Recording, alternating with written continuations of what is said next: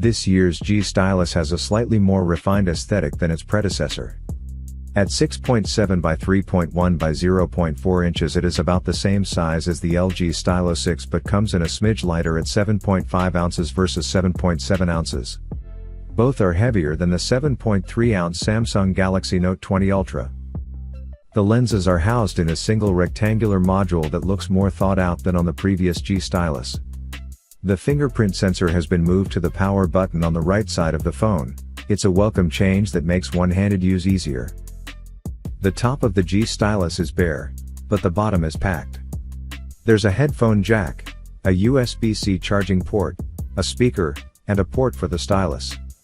If you ever had the misfortune of prying the previous version stylus out with your fingernail, you'll be happy to know this one clicks in and out of the port.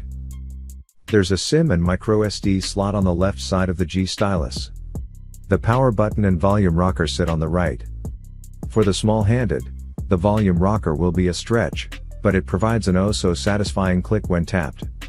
The hybrid power button is well placed and even pulls up an app shortcut menu when double-tapped. Durability, as with all Motorola phones, is a concern. The G Stylus's plastic frame and back are likely to withstand drops without much damage, but its strengthened glass display panel probably won't fare as well. It's also water resistant, so sweat or a little rain shouldn't be an issue, but there's no IP rating. If you drop the G Stylus in the pool, don't hold out much hope that popping it into a bag of rice will revive it. Like many people, I spent most of 2020 moving from one room to the next while doom scrolling on whatever screen happened to be in front of me.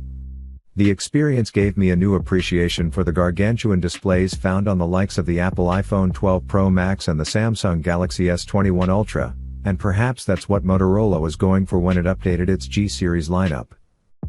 On the G Stylus, you'll find a massive 6.8-inch, 1080 by 2,400 pixel hole punch display. Sure, it's bigger than the 6.4-inch LCD on last year's model, but those extra 0.4 of an inch come at a cost. The display is crisp with no noticeable pixelation or ghosting around text, but it's dim and hard to see in direct sunlight. Color accuracy skews cool, and the contrast ratio is poor.